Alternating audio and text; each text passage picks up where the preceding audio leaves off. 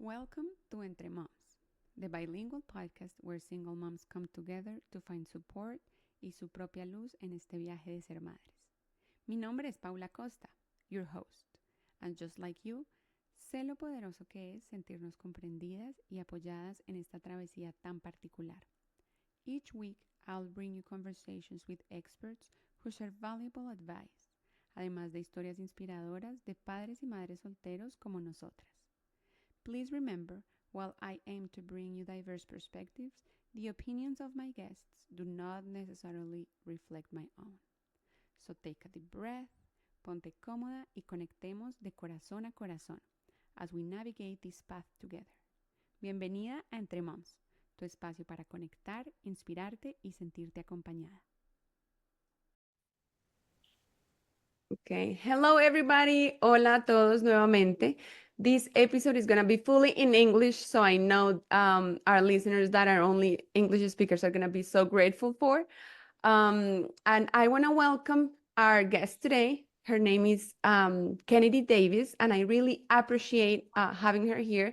I don't know her in person. I just got to see one of the responses that she gave to one of the Facebook questions from a mom, I believe it was.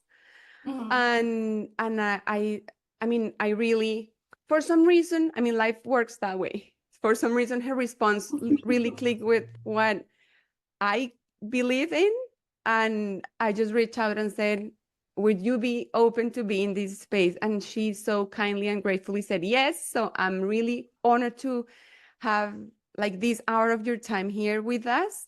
And I want to thank you for sharing your knowledge and your experience with us today. So thank you for being here, first of all.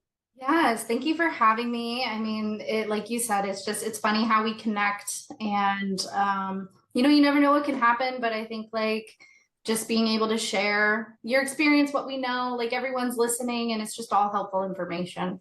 Yeah, well, thank you. And let's start. So when we were talking behind scenes, we were saying how like important it is, not only for self-awareness, but also since our little community here, we're moms, how important it is to know our attachment styles and also how we can learn what the attachment style is for our children.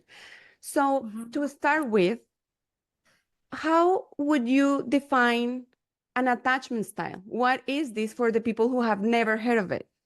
Yeah, so I would say, attachment, we form attachment the moment we're born, right? Like as soon as we come out of our mother's womb, like that bond that we create with our mom, that is the biggest and most influential relationship. So that is attachment, right? Like as soon as a baby is born, their brain immediately interprets this information of like, okay, this person who's holding me, who's feeding me, who's looking down at me and smiling at me, I can trust them with my survival, right? Because an infant, they cannot take care of themselves. Everything that they need is dependent on another person. So that bond and relationship, that is really what attachment is. So as we are trying to like personally, like understanding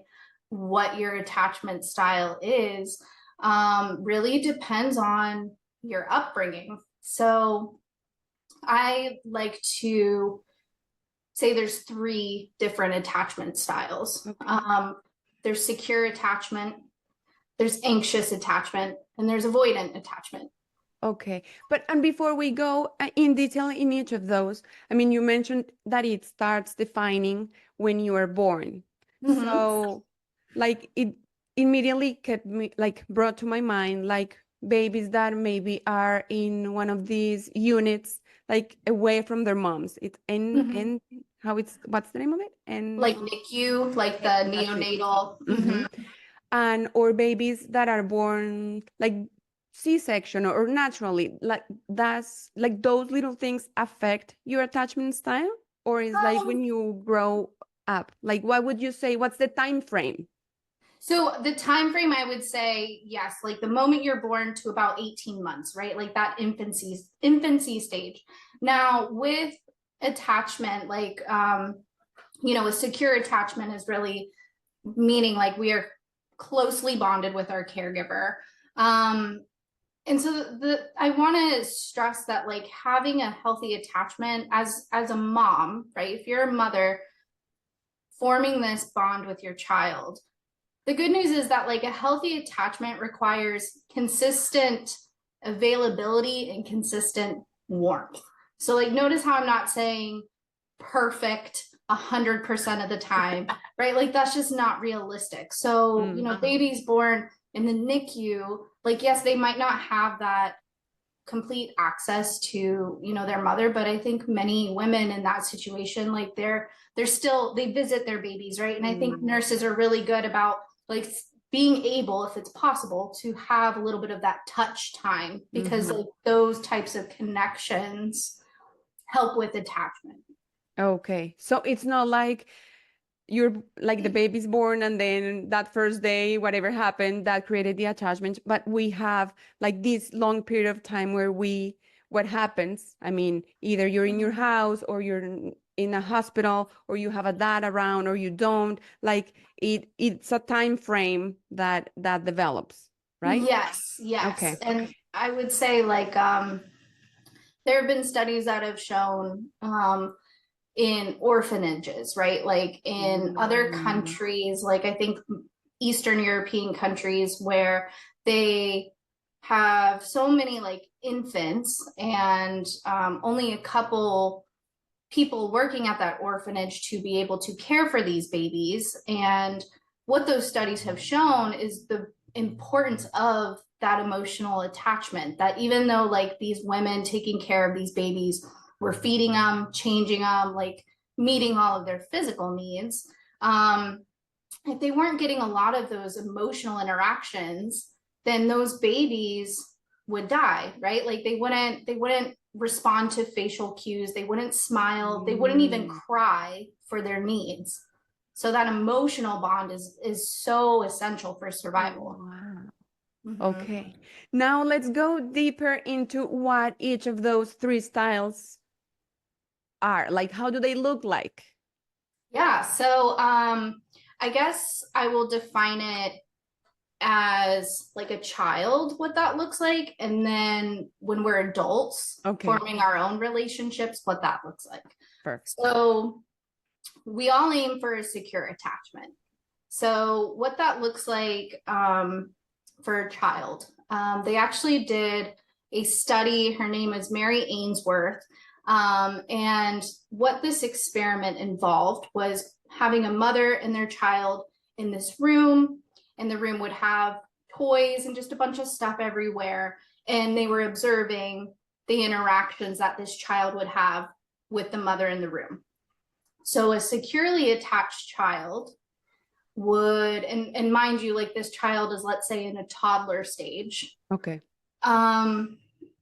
Would explore the room, right? Like they would check out the toys, they would walk around, and every so often look back at their caregiver, right? Like just to make sure that they were still there, right? But they felt safe enough to wander off and be in a different environment and explore new things. Okay.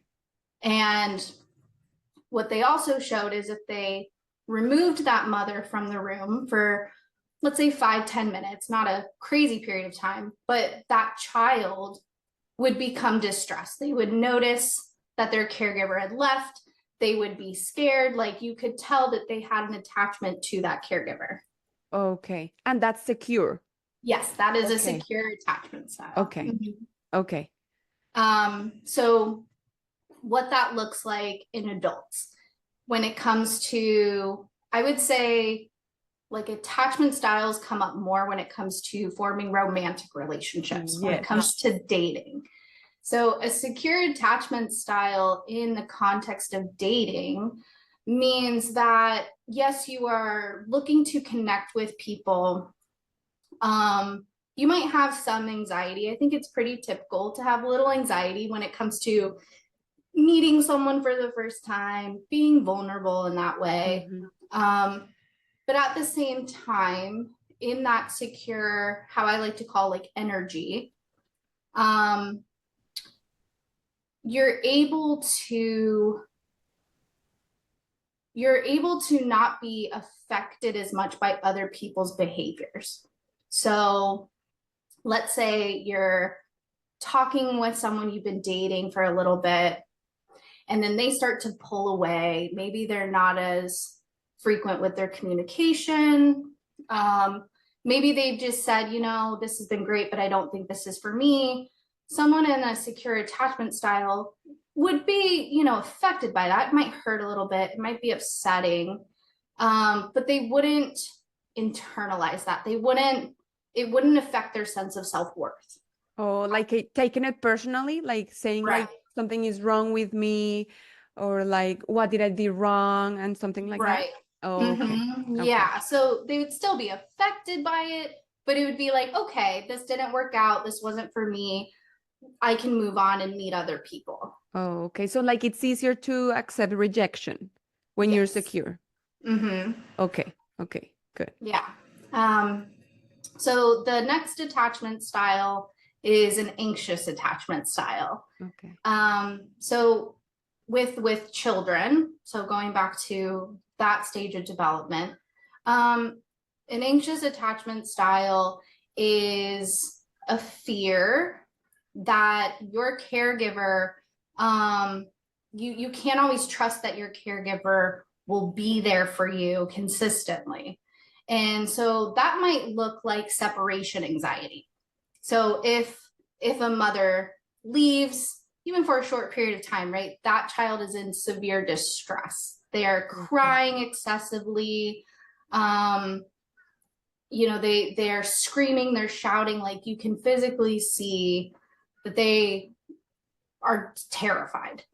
Okay. And can this be seen, for example, in when they are being dropped off at daycare or school, like those Yeah, children that you see crying and no, don't go, and like they are really hard to take off, like out the car to go somewhere else. Is that yes. is I would that say like in an extreme form, right? okay? Like I think you know, first time at school, you're dropping them off. Like I think it's pretty typical for a child to cry, and it's a change, right? Mm-hmm. There's fear there.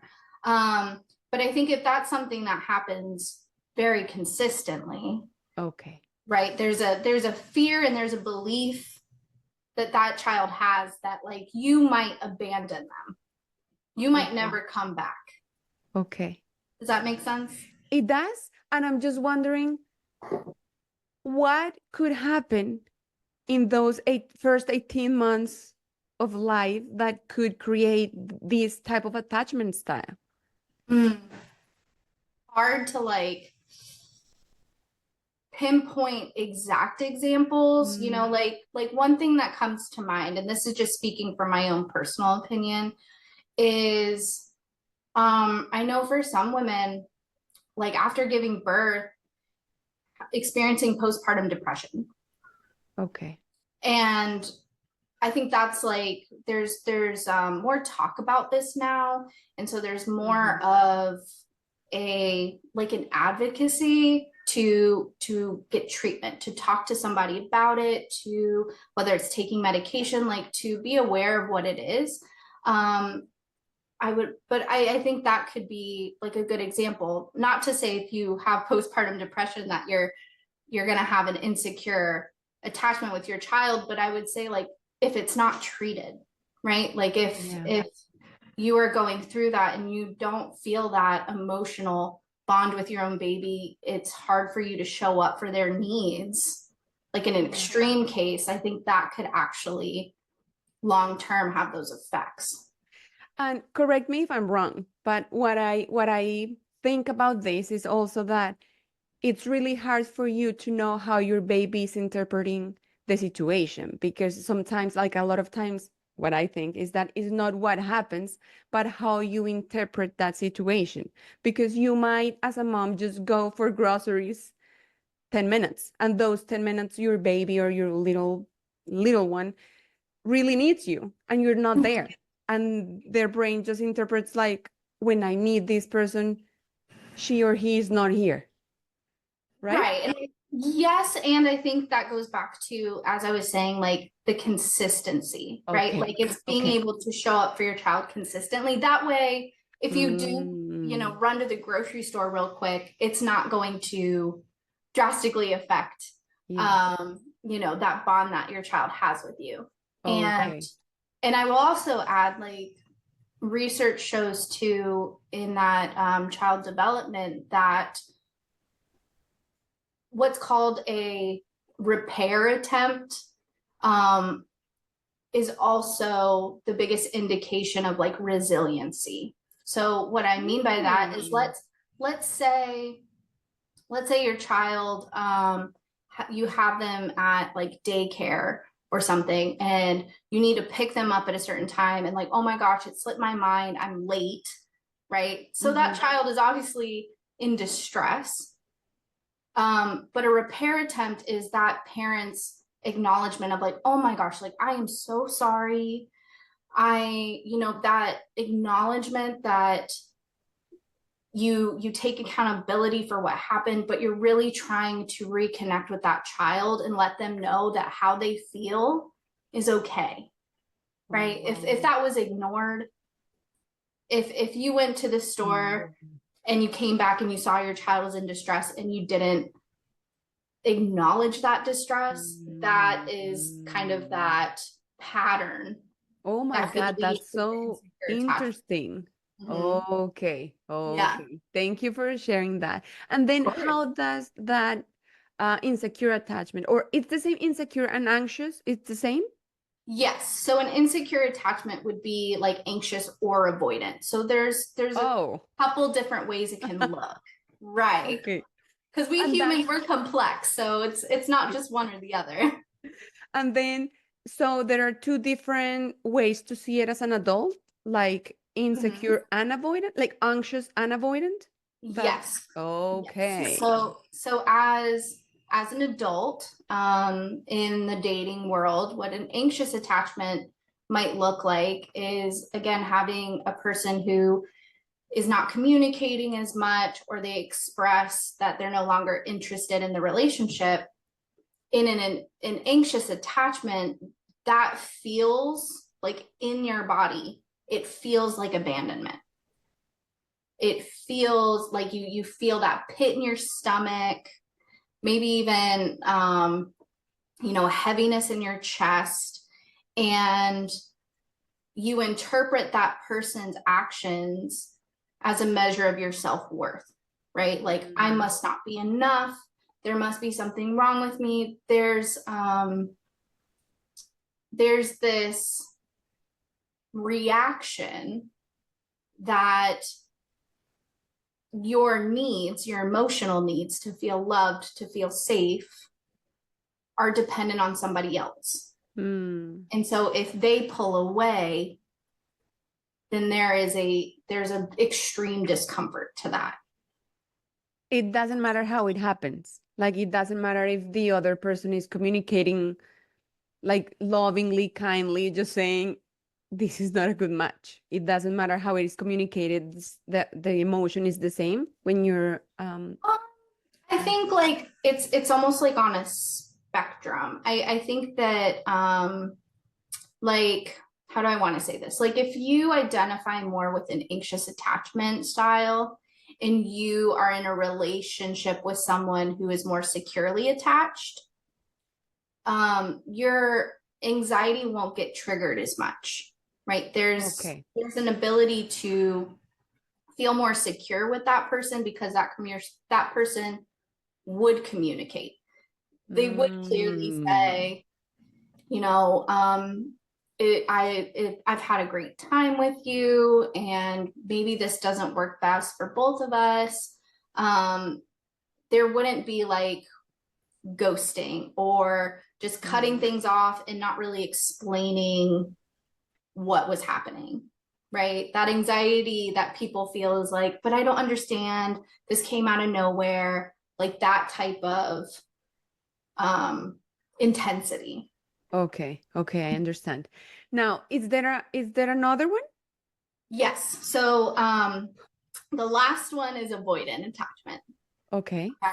So in children, how avoidant attachment looks is kind of like withdrawing and shutting down. So it's almost the opposite of anxiety. If the parent is not consistent in meeting their child's emotional needs or taking care of that child, where anxious is like verbally and physically acting out, you can see they're in distress.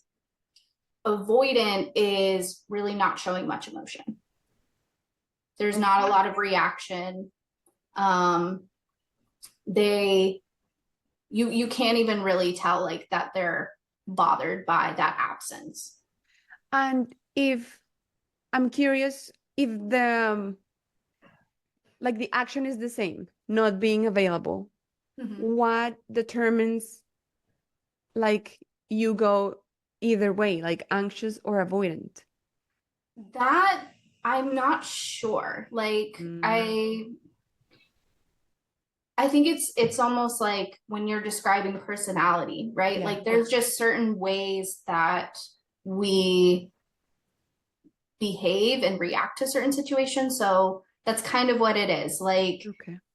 if if your caregiver cannot meet your needs consistently, think of a baby. A baby is either going to cry and cry louder and scream and yell to show like I'm hungry or I need to be changed, like something.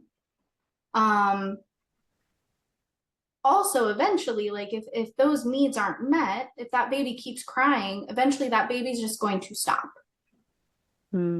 Like I And understand that it doesn't work. So why do right, I give my exactly. energy to this? Exactly. And so Mm, then if that happens consistently, then that baby will just stop crying. okay, I Mm-hmm. understand. So Yeah. as a babe, like when you're little, that's how it looks. Like you don't express emotion about not having that like attention or that love from your caregiver, right? Yeah. Mm-hmm. Okay. So you don't show as much emotion. Maybe a little like just more shut down, like not even putting a lot of energy into interacting and connecting with like kids your own age. Oh, wow. Mhm. Okay. And how does it look when you're an adult and you're in the dating world? Yeah, I so when you're an adult, how it looks, so the belief with a avoidant attachment style is you greatly value your independence. So there is a fear of intimacy, and I want to add that it's largely unconscious. Oh my um God. so in an avoidant type of energy, when you're getting to know someone in a romantic relationship, in the beginning it's pretty good, right? Like we're having fun, we're going on dates, like everything's new and exciting. Once it gets a little bit more serious, that avoidant person starts to feel like, okay, I feel like this is taking away from my independence, my autonomy, Mm, right? Like you're wanting to get close to me, you're too needy or too clingy. Um, okay. right? There's like an extreme discomfort in forming a close relationship with somebody. And so Okay. they tend to be the people who cut communication without explaining, Oh, the ones right? that ghost. Yes. And Okay. so in the dating world, anxious attachers tend to get with avoidant attachers. Oh, I was just gonna ask you that. Like, is there like Mhm. does any type of attachment attracts another one? Yes. So Hmm. they tend to couple up Oh and my goodness. create this push and pull dynamic, right? Like when the anxious person tries to get closer, Yeah. the avoidant wants to pull away, and then that just triggers the other person's anxiety, right? Like, where are you going? Like, why aren't you talking to me? And so there's a lot of conflict in that type of relationship. Wow. Mm-hmm. So, like, would you say that, like, aside from like learning your attachment style or like listening to this podcast, for example, and then you identify yourself like, oh, I think I belong to this one. Mm-hmm. Is there another way to figure out what like my attachment style to like evaluate how do I relate to others? So like, is there another way to kind of understand what your Yes. attachment style may be?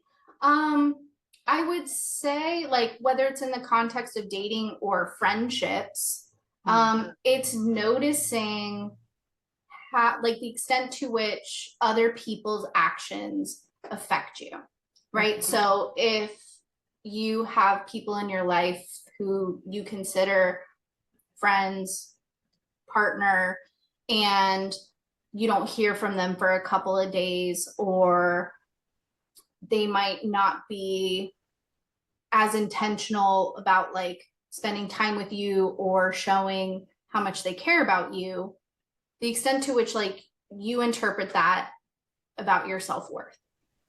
Okay. Right? So that might be more of like, again, that anxious attachment style, or where you might not have a lot of close relationships with people, that people who try to get close to you, whether they're friends or family or partners, that makes you extremely uncomfortable.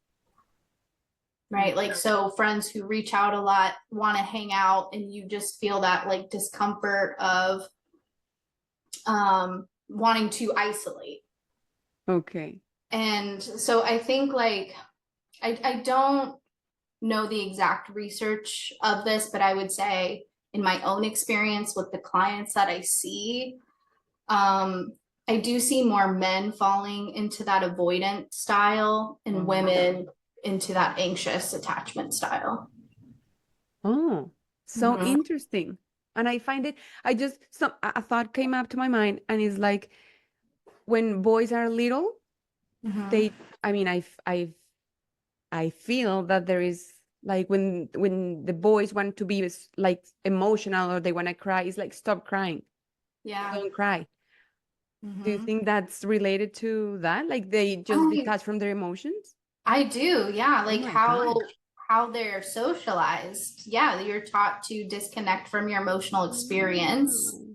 right? And women, like girls, we are taught how to relate to people, and to a degree, how our value is tied to the relationships that we have.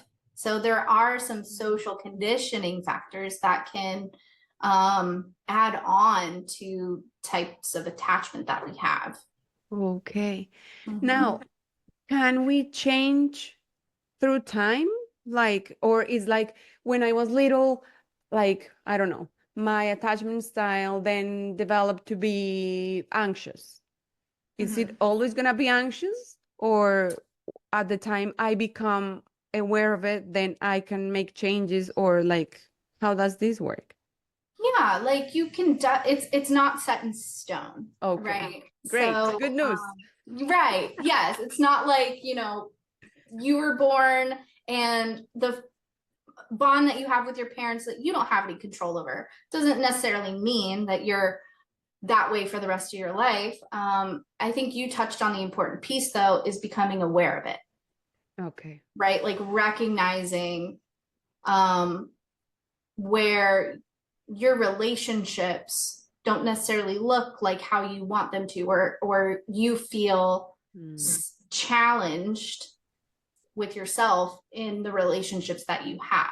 So I think for me, like I say, this is where therapy is really important, because just having that space to get a better understanding of yourself.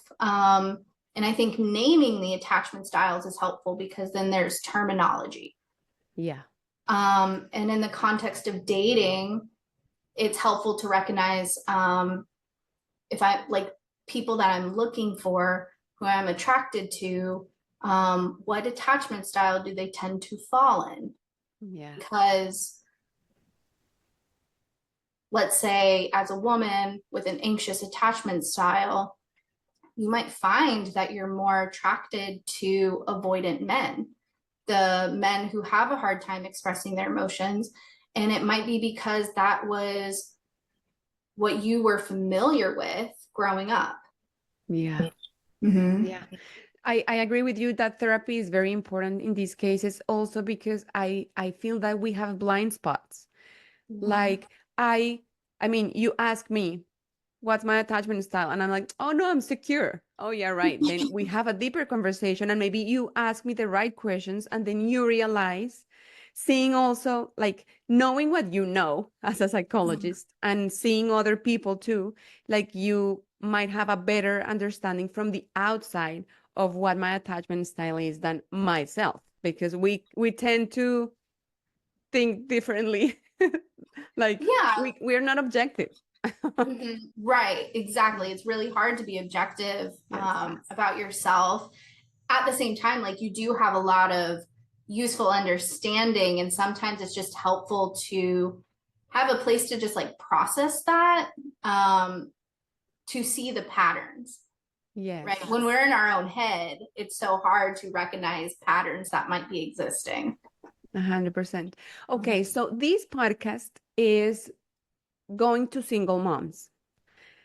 And I think it's the first episode I touch into like dating as a single Okay. mom.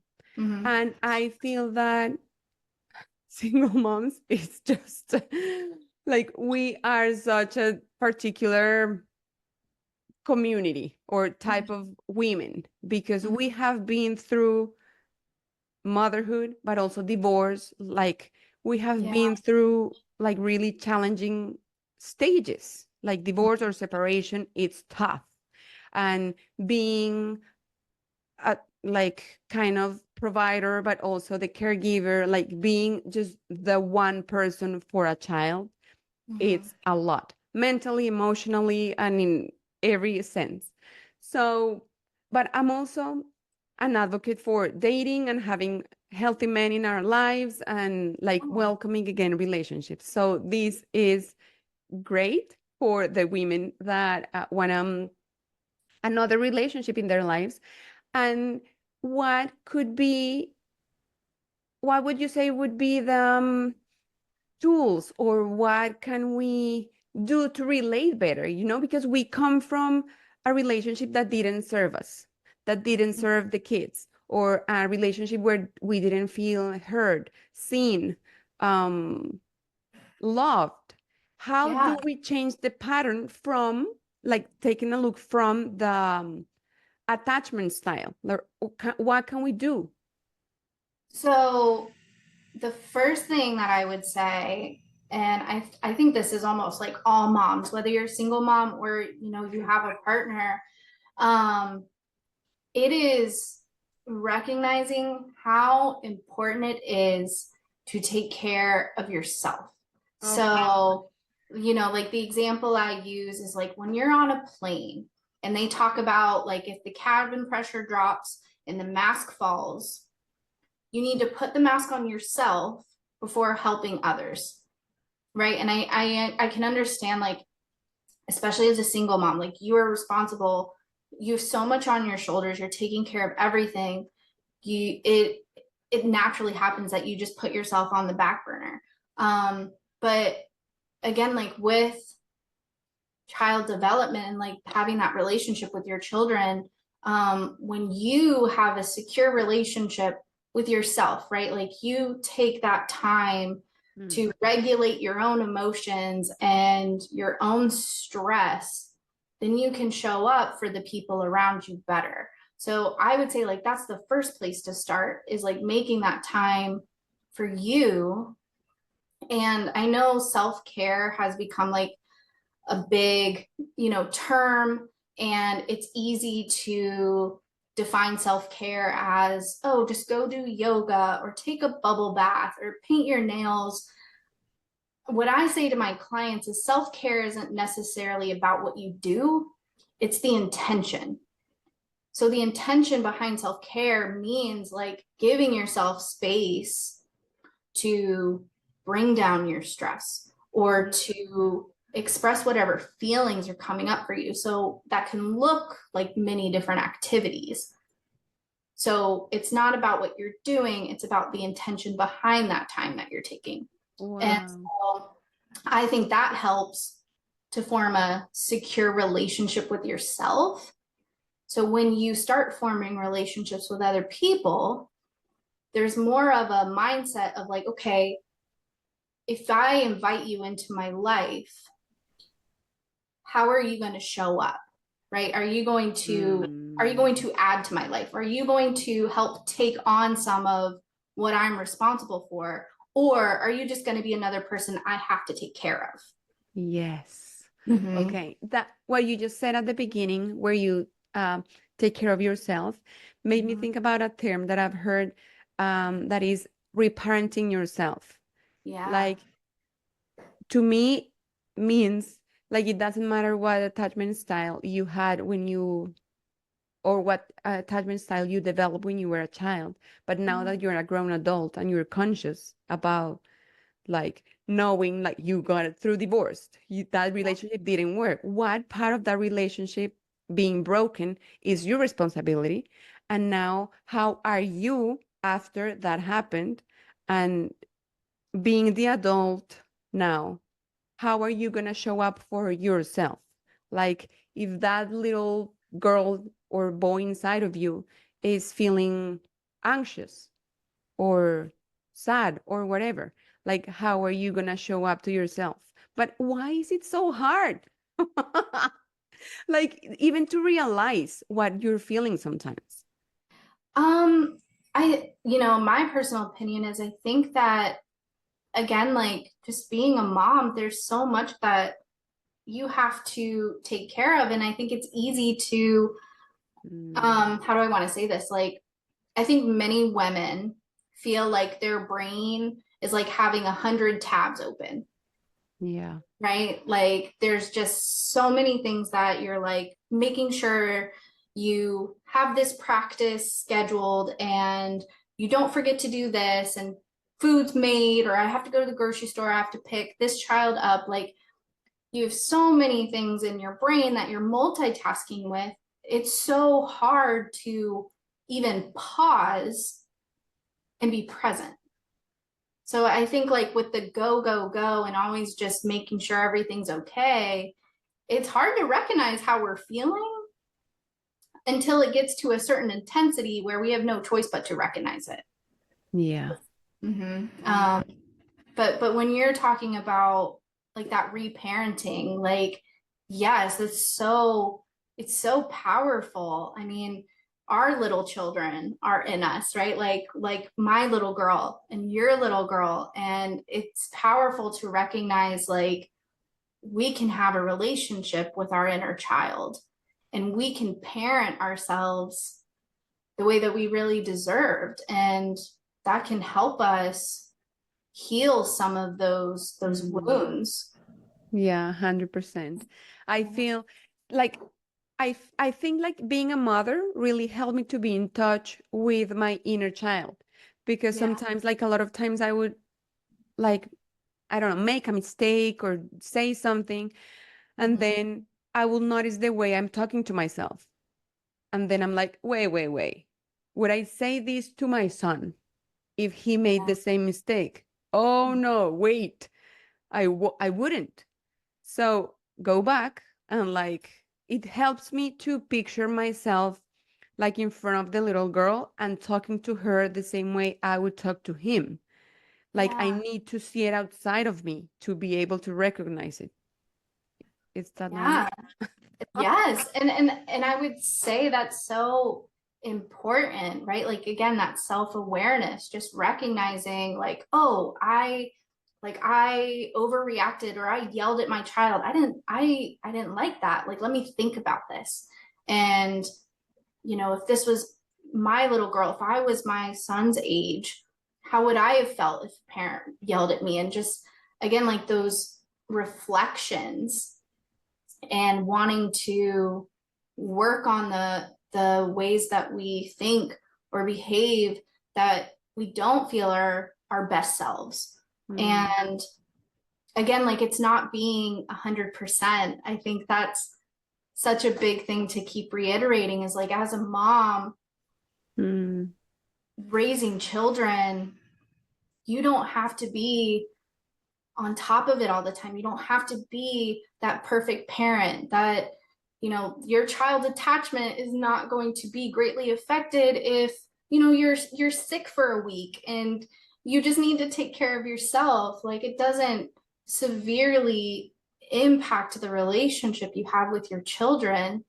It's just trying to be consistent. And I think research also shows throughout like a child's life, like, you know, from the moment they're born to like, let's say 18, when they're under their parents' care, again, it's not about the parents knowing all and guiding their child and having all the answers for that child. It's really that relationship where not only are they learning from you, but you're learning from them. So there's growth on both Oh. sides.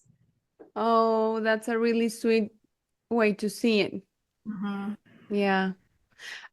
Um, I had like I don't know if it's a question or comment that came up when you were talking, and it's like, what if when it didn't happen to me, but what if when I had my son, then I had postpartum depression and I wasn't available, and I noticed that my son or my daughter has an anxious attachment style. Mm-hmm.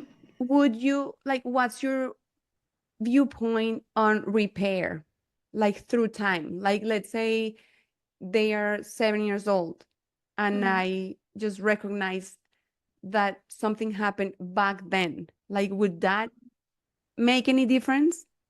Yeah, like the repair is such a big component of resiliency for children. I would say, like, for anyone in the context of a relationship. So, let's say, like, you have a child that has separation anxiety. So, if you drop them off at school where you have to leave the house for a little bit and your child is bawling, crying, like visibly upset, um, that type of situation, it is really hard to manage, but I think the repair is validating that child's feelings, right? Just acknowledging that they're in distress and teaching them how to regulate what they're feeling. I think that's a big component of um, raising children is helping children understand what they're feeling and how to express it in a healthy way. But most people who don't recognize their own child's anxiety, they might just see a child Hmm. crying or screaming what looks like an overreaction, what looks like a tantrum, and in their own helplessness might yell at that child or, you know, quit crying, why are you making a big deal out of nothing, I'm gonna be right back. Like they're Hmm. not met with understanding or comfort or warmth. Yeah, I understand. Now, would you say there is a like a time frame for repair? Because I ask that because like I'm an adult, and Mm-hmm. as an adult, I still value that my mom or my dad say, "I'm sorry that I did that to you when you were little." Yeah. um I like, I would say a time frame is kind of important, right? Okay. Like if, I think for anyone, right? Like if you feel hurt by somebody, um, having that person kind of acknowledge in a relatively short period of time, like, I'm so sorry I said Mm, that, or how I acted in that way was not okay. That type of repair in a timely manner helps ease that anxiety or ease that distress, right? It brings you back to feeling safe. okay. Um, so going extended periods of time, or let's say like you have, as an adult, you have a conversation with your parents and they take accountability for things that happened when you were a child, that can be healing. At the same time, there's so much time that has passed Yes. that, you know, it's been, it's a seed that's been planted. So Yes. Yes, Mhm. yes, I understand. Um, to close this episode, I would like to know if there is something else that you would like to share, like, or maybe based on your experience with other moms or single moms, is there something else for us?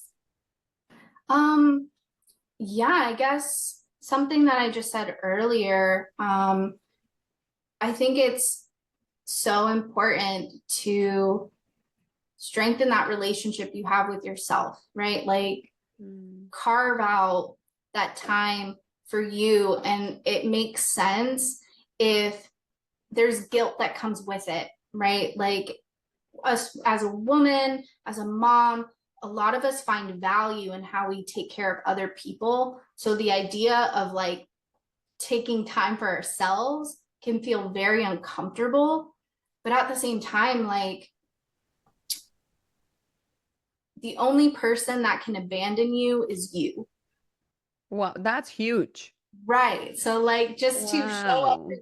yourself can help you just feel safe and secure and not feel like your value is in what you do for other people. I think it's so easy to get caught in that cycle. Yeah. But at the end of the day, you're also modeling for your children how to show up in the world. Yes. Oh my Mhm. God, thank you so much. What a great Of ending. course. And before you go, please let us know what you do. I forgot to do it at the beginning. What you do, what kind of clients could come to you if one of our listeners like resonated with something you said, how can they get a hold of you? Tell us everything. Yes. So I'm a licensed marriage and family therapist in the state of Florida.